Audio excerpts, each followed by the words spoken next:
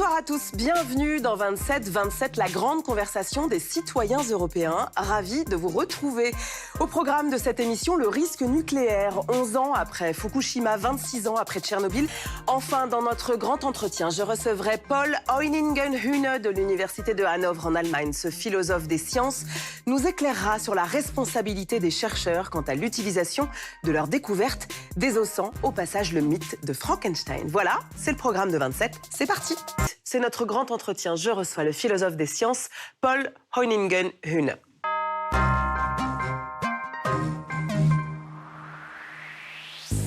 Docteur Folamour, Docteur Moreau, Professeur Frankenstein, Docteur Hyde, les savants fous peuplent l'imaginaire populaire, mais qu'en est-il des laboratoires? Les scientifiques peuvent-ils être tenus pour responsables des usages de leurs découvertes? En somme, sont-ils maîtres de leur science ou ce savoir peut-il leur échapper? C'est à un homme pétri de ces questionnements que je m'adresse, un docteur en physique théorique devenu philosophe à l'université Leibniz de Hanovre. Bonsoir, professeur Paul Heuningen-Hühne. Bonsoir. Alors, professeur, dans notre débat autour du nucléaire, à l'instant, nous avons parlé sécurité, irradiation.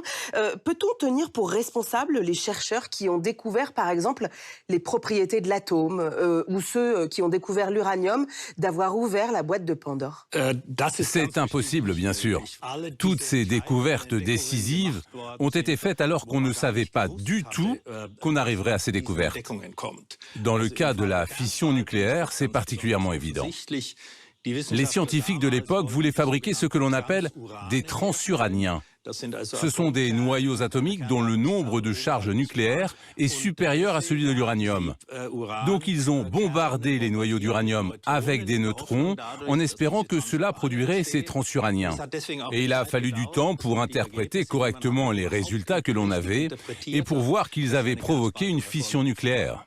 Si vous vous mettiez aujourd'hui dans la position de ceux qui ont inventé, qui ont découvert l'atome, la fission, comment on se sent quand on voit ce qu'est devenu aujourd'hui l'enjeu nucléaire? Est-ce que cela peut échapper à ces découvreurs? Bien sûr que cela leur échappe complètement. Pour la bombe atomique, les scientifiques n'ont pas du tout participé aux décisions politiques et militaires. Les politiques ne s'intéressent pas à ce que les scientifiques ont à dire à ce sujet. Il faut dire aussi que les scientifiques sont souvent très naïfs. Ils n'ont aucune idée de la politique et du militaire.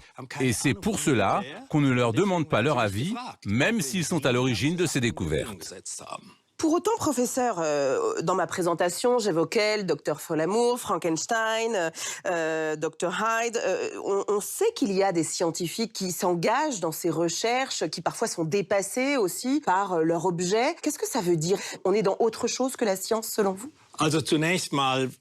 Bon, ce dont le public parle à propos de ces scientifiques fous, cela correspond évidemment à peine à la réalité des sciences.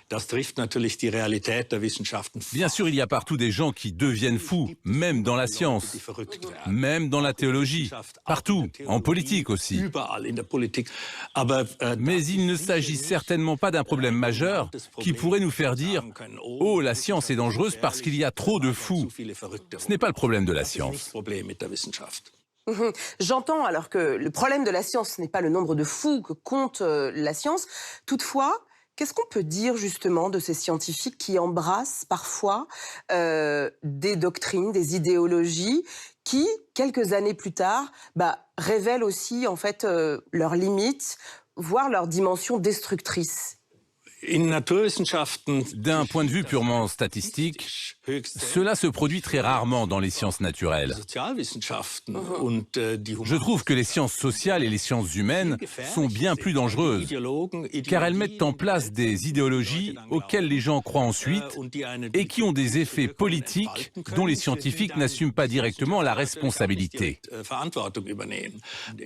Dans le domaine des sciences naturelles, nous produisons nécessairement des innovations scientifiques et techniques qui nous surprennent et pour lesquelles nous avons besoin de réponses éthiques et politiques que ne peuvent pas apporter les scientifiques.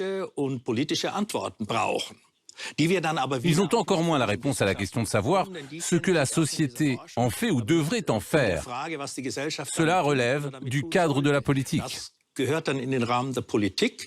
Mais pourtant, la conférence d'Asilomar en 1974 a réuni les plus grands généticiens à huis clos pour discuter d'un moratoire sur certaines recherches dont il percevait le potentiel particulièrement délétère. 50 ans plus tard, est-ce que vous considérez qu'une telle action est encore possible ? Un généticien chinois a bien fait naître des bébés génétiquement modifiés. Est-ce que là, ça va trop loin ? C'est vrai. Tout d'abord, la conférence d'Asilomar montre que les scientifiques qui y ont participé étaient hautement responsables. Ils ont dit « Nous nous trouvons ici dans un domaine de recherche dont nous ne connaissons pas les conséquences. Et c'est pourquoi nous devons nous imposer un moratoire. » La science s'est freinée elle-même.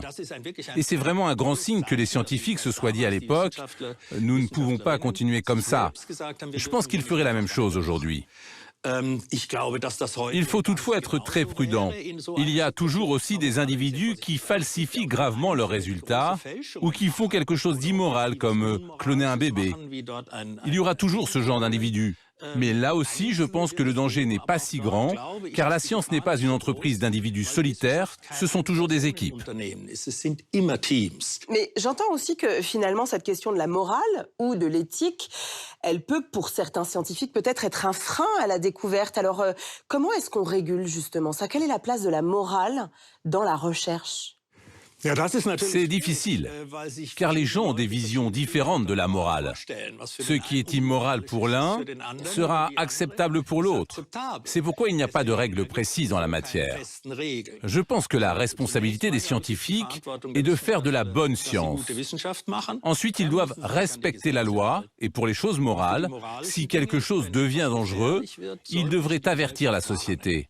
Les scientifiques doivent être des lanceurs d'alerte lorsqu'ils voient que quelque chose pourrait devenir dangereux. Mais moi, ce que j'entends aussi dans ce que vous me dites, c'est que cette question en fait démocratique de parler avec la société, débattre, faire en sorte que la science soit au cœur du débat public. Aujourd'hui, et on l'a vu pendant la pandémie, pendant le Covid, la parole des scientifiques, elle est complètement remise en cause.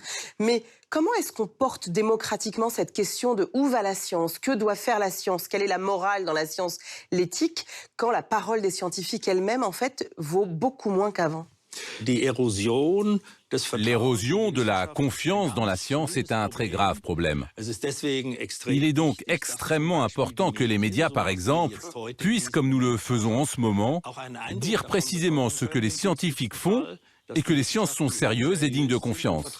Et que beaucoup des craintes que vous avez évoquées au début, c'est de la littérature, mais pas la réalité. Et si l'on regarde à quel point le potentiel de danger est important dans le domaine scientifique, alors on se rend compte que le risque que des personnes pètent les plombs y est beaucoup plus faible que dans d'autres domaines. Imaginez que quelques militaires deviennent fous. Pensez à tout ce qui pourrait arriver. Le risque avec la science est bien moindre. La science doit se battre pour être vraiment mieux perçue par le public et pour cela, les scientifiques doivent aussi chercher le contact avec le public. Merci beaucoup, professeur, d'avoir été avec nous. Merci d'être venu à nous. Merci à tous. Voilà, 27, c'est fini. Mais comme vous le savez, notre grande consultation continue dans les prochaines semaines. Nous discuterons de la valeur travail, de la crise du logement ou encore du risque climatique. Vous avez envie de débattre? Écrivez-nous. 27, c'est fini sur cet écran, mais ça continue sur tous les autres. Alors n'hésitez pas à réagir et à commenter sur les réseaux sociaux. Très belle semaine à tous. Tchuss.